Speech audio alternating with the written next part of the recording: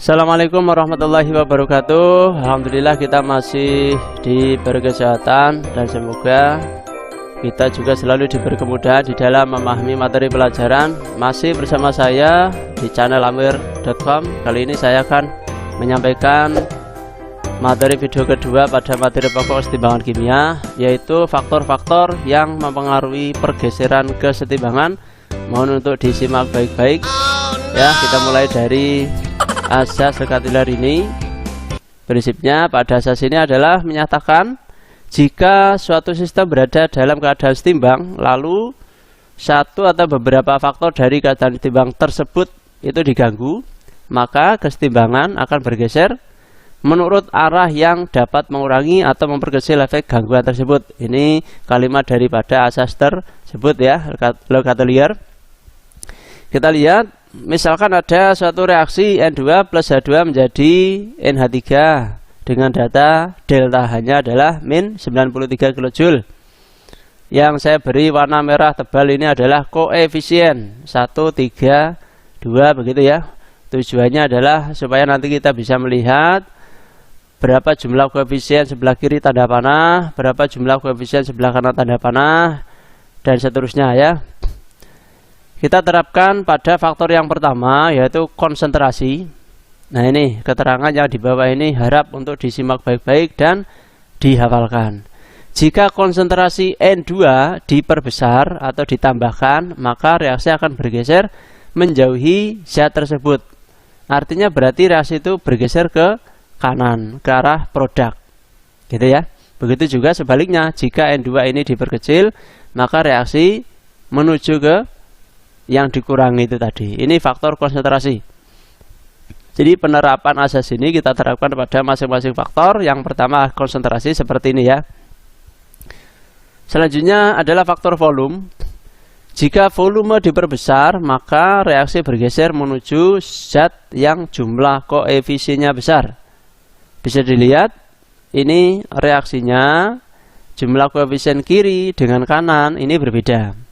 Jadi yang kiri ini 1 tambah 3 sama dengan 4, dan yang sebelah kanan tanda panah ini sama dengan 2.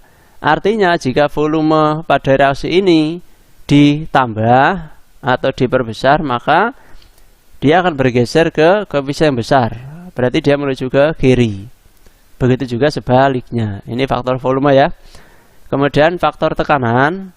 Jika tekanan ini diperbesar, maka reaksi akan bergeser menuju koefisien yang kecil.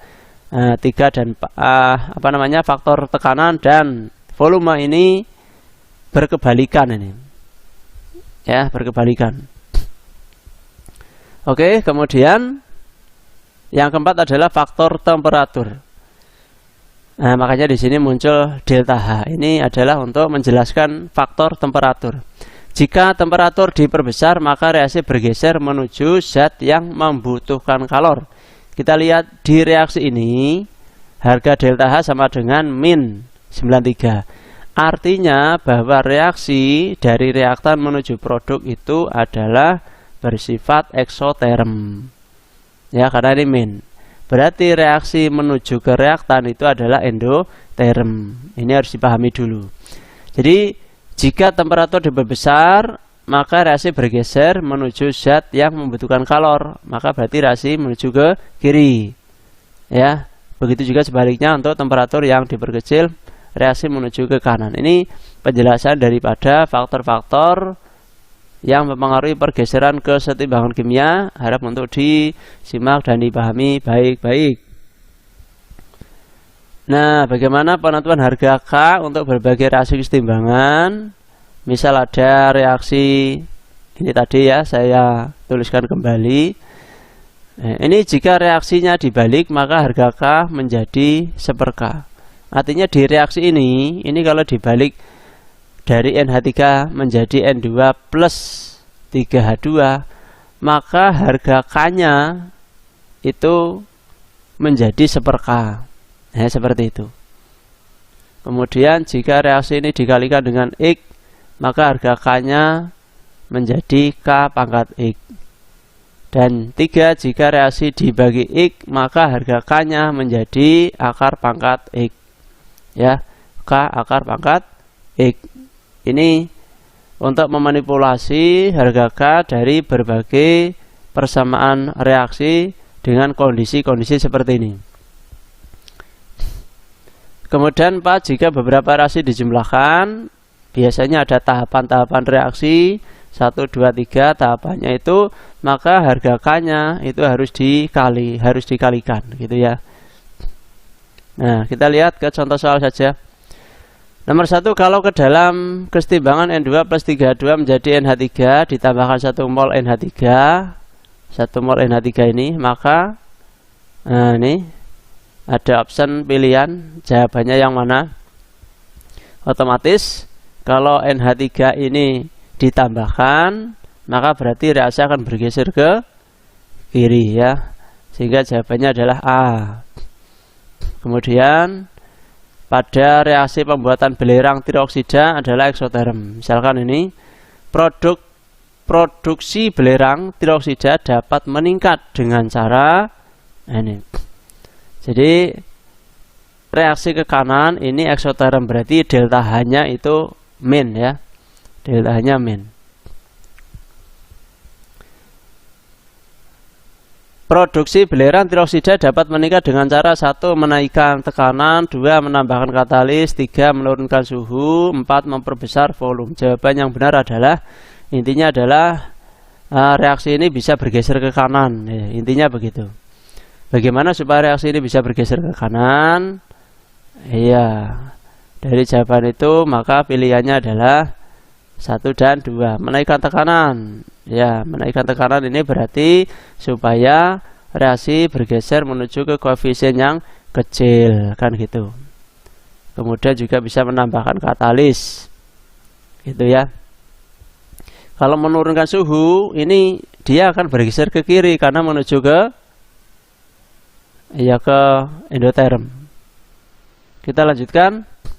Nomor 3, jika tetapan kesetimbangan reaksi ini, tetapan kesetimbangannya adalah K, maka bagaimanakah tetapan kesetimbangan jika reaksinya dibalik? Ini tadi penerapannya, kita lihat.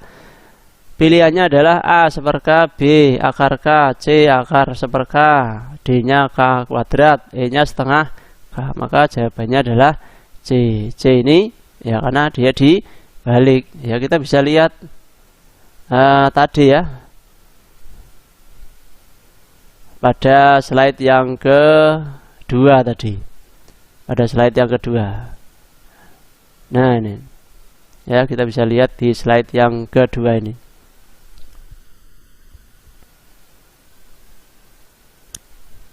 Kita lanjutkan. Yang keempat, pada reaksi kesetimbangan CO plus 3H2 menjadi CH4 plus H2.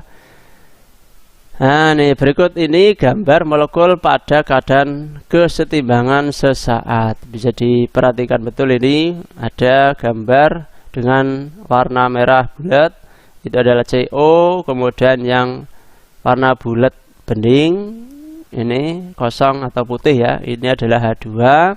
Kemudian ini ada garis kecil di dalamnya, itu adalah CH4 dan H2O.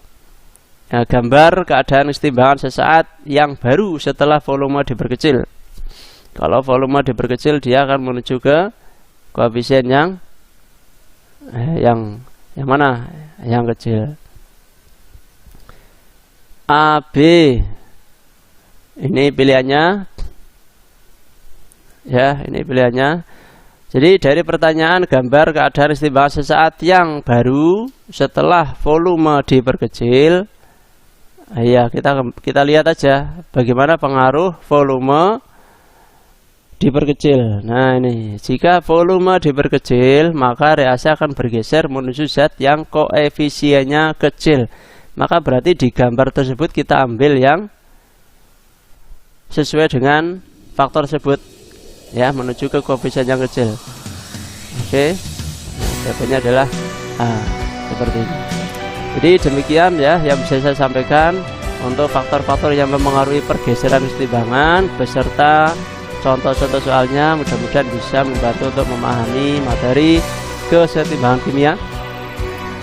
Selalu semangat belajar, tetap ikuti video-video saya di amir.com ini. Mudah-mudahan bisa bermanfaat. Saya akhiri, assalamualaikum warahmatullahi wabarakatuh.